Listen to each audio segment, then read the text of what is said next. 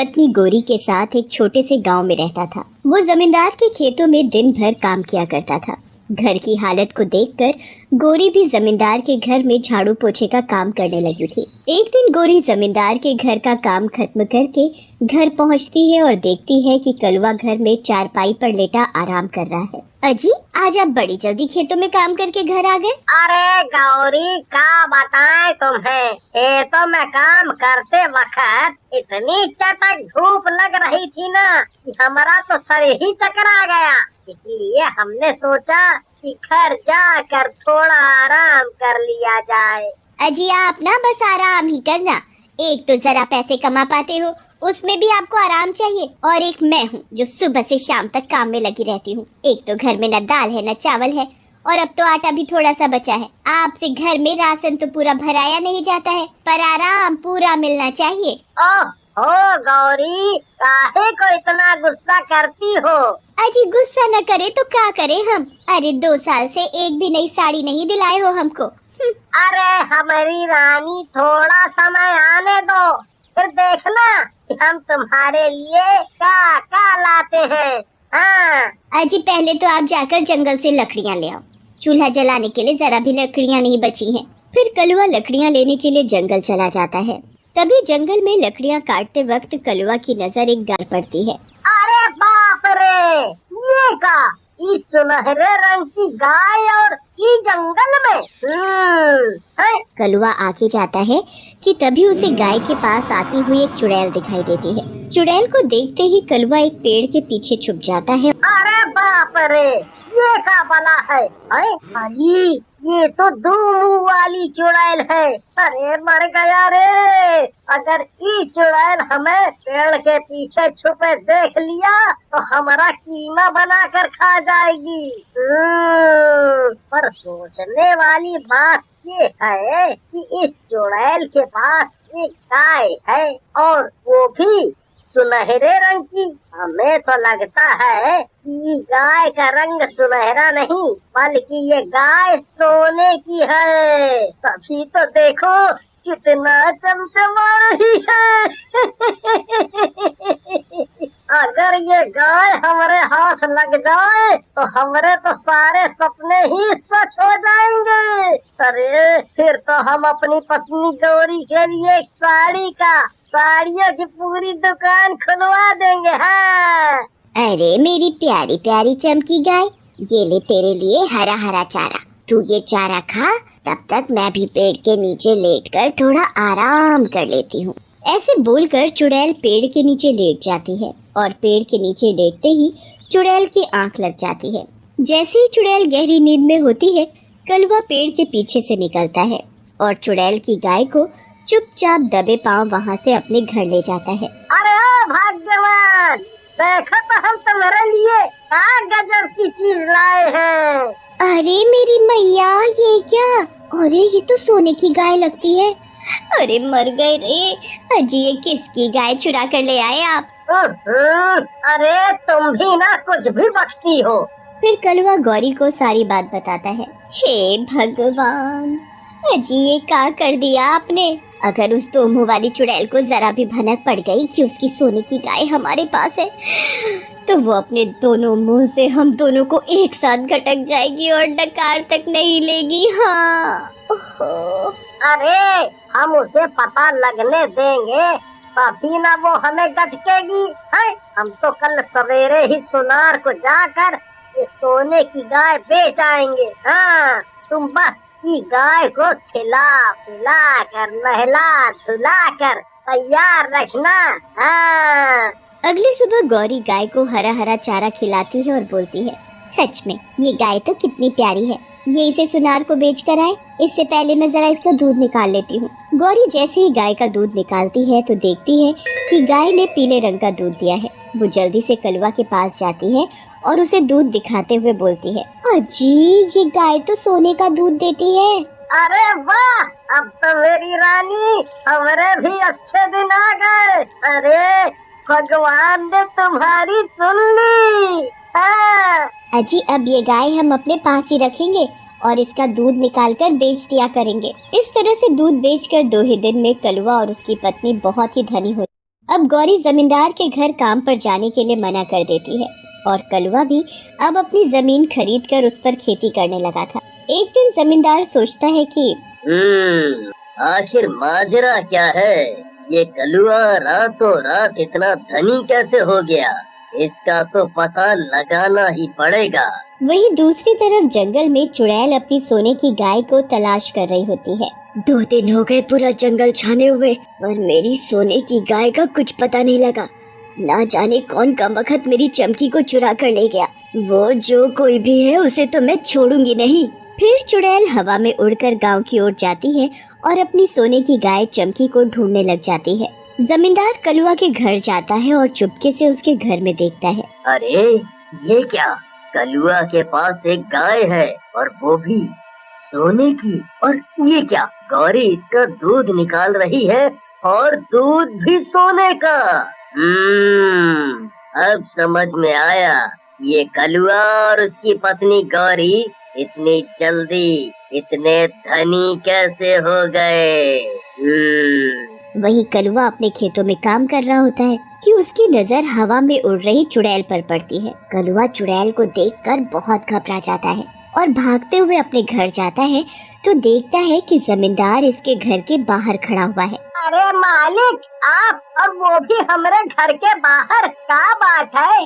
अब मेरी समझ में आया, ये ऐसा कौन सा खजाना तेरे हाथ लग गया है जो तू कुछ ही दिनों में इतना पैसे वाला हो गया कि तूने खुद की जमीन खरीद ली। सच सच बता कलुआ, ये सोने की गाय कहाँ से मिली तुझे?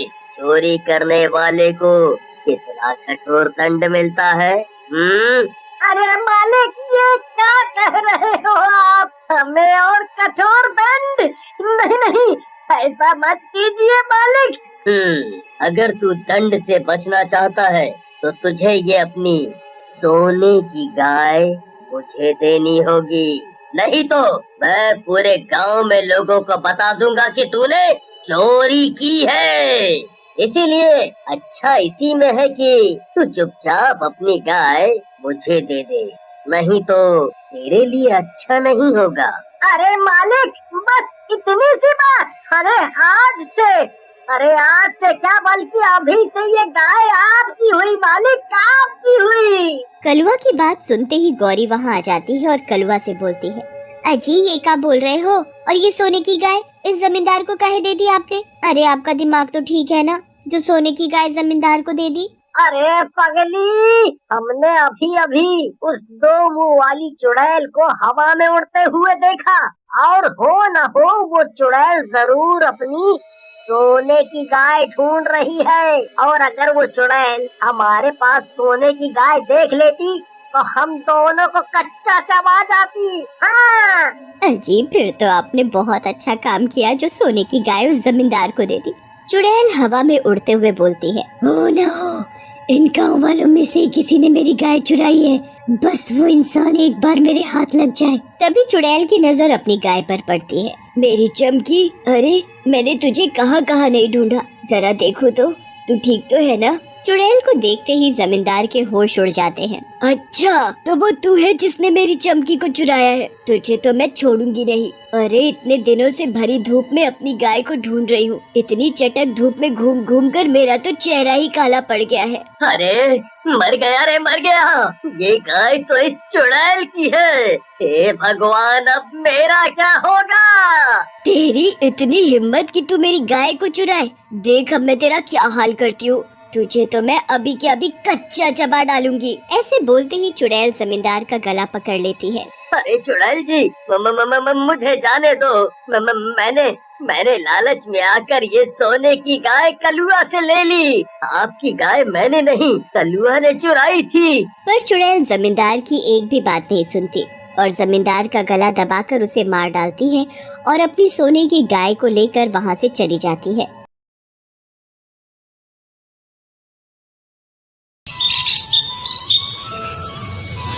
बिमला नाम की एक गरीब कुम्हारन घड़े बनाकर बाजार में बेचती थी। बिमला नियम से सुबह जल्दी उठकर भगवान शिव की पूजा करती और उसके बाद ही घड़े बनाती।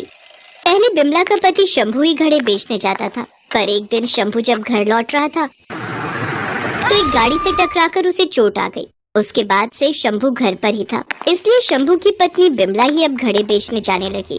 घड़े ले लो घड़े, बढ़िया पक्के घड़े। सुनो, जरा एक घड़ा निकाल कर दो, पर बढ़िया देना, पता चले 2 दिन में टूट जाए।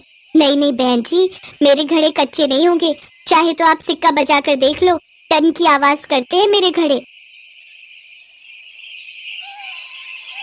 घड़े ले लो घड़े, बढ़िया पक्के घड़े। जय शिव शंकर पंडित जी। जय शिव शंकर बिमला बहन। पंडित जी, वो शिव मंदिर के लिए मैंने एक बड़ा घड़ा बना दिया है, गर्मियों में इस्तेमाल हो जाएगा।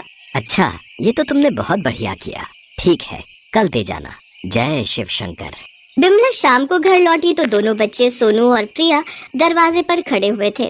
माँ आ गई, माँ आ गई। माँ, हम आपका बहुत देर से इंतजार कर रहे थे, बहुत जोरों की भूख लगी है, कुछ खाने को दो। हाँ हाँ बच्चों, बस थोड़ी देर रुको, अभी मैं तुम सबके लिए कुछ न कुछ बनाती हूँ। बिमला, ये बड़ा घड़ा किसी ऑर्डर पर तैयार किया है क्या? नहीं नहीं जी, ये तो मैंने शिव मंदिर में देने के लिए बनाया है। गर्मी आ रही है, भक्तों को घड़े का ठंडा पानी पीने को मिलेगा, इसीलिए कल सुबह ये घड़ा मंदिर दे जाऊंगी। ये लो जी, तुम दवाई खा लो।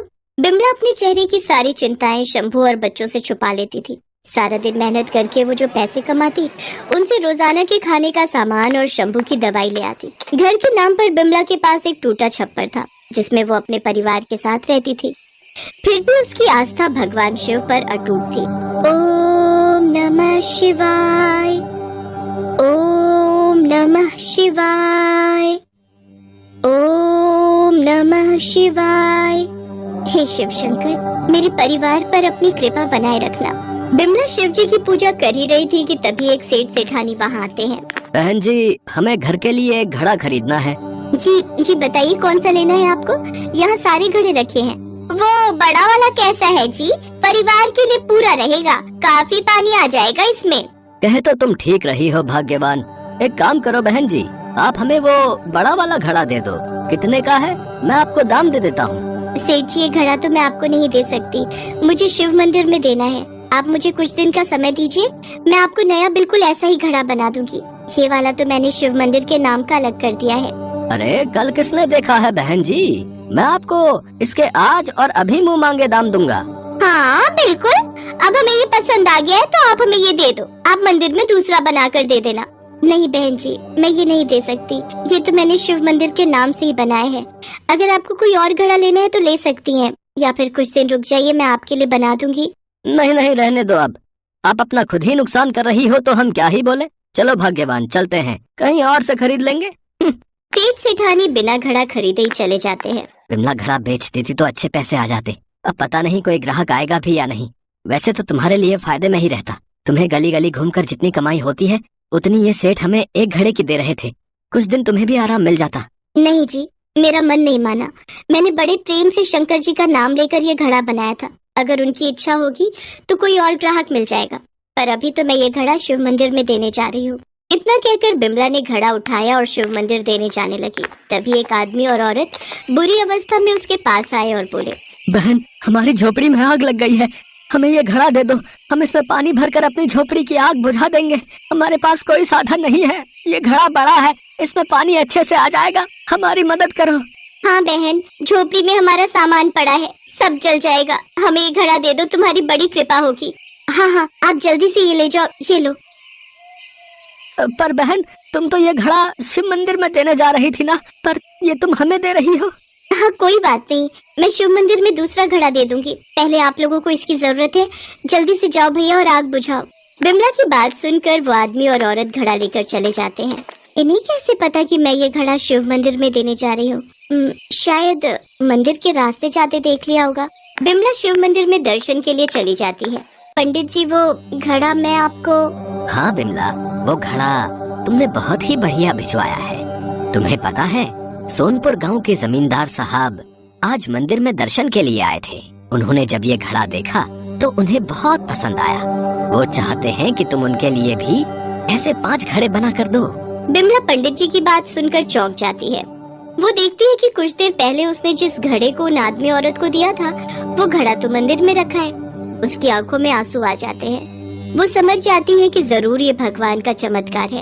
वो पंडित जी को सारी बात बताती है। बिमला बहन, तुम्हारे तो भाग्य खुल गए। तुम्हें साक्षात महादेव और माता पार्वती के दर्शन हुए। लगता है वे तुम्हारी परीक्षा लेने आए थे। भगवान भोलेनाथ बहुत दयालु हैं। वो तुम्हारी भक्ति से प्रसन्न हुए और देखो, तुम्हारे हाथों का बना हुआ घड़ा आज मंदिर में उपयोग हो रहा है। खुश रहो, सदा खुश रहो। और अब भोलेनाथ की कृपा से देखो, तुम्हें ग्राहक भी मिल गए हैं। अब ऐसे नए घड़े बनाने की तैयारी करो। देखना, तुम्हारे घड़े आसपास के बहुत सारे गांवों में बिकेंगे, क्योंकि अब महादेव और माता पार्वती का आशीर्वाद तुम्हारे साथ है। पंडित जी की बातों को सुनकर बिमला को सचमुच यकीन हो जाता है कि साक्षात भगवान शंकर और माता पार्वती ने उसके जीवन के सारे दुख दूर कर दिए। बिमला सोनपुर गांव के जमींदार साहब के लिए घड़े बनाती है। वो उसे अच्छे दाम देते हैं। धीरे धीरे बिमला के बनाए घड़े आसपास के सभी गांव में बिकने लगे, जिससे बिमला की आर्थिक स्थिति में बहुत सुधार हो गया। अब उसे पैसों की कोई कमी नहीं थी। महादेव की कृपा से शंभू भी अब ठीक हो गया था। अब दोनों मिलकर खूब मेहनत से घड़े बनाते। उन्होंने एक दुकान भी खरीद ली, जिसमें अब वो घड़ों के साथ साथ मिट्टी के खिलौने और बर्तन भी बेचने लगे।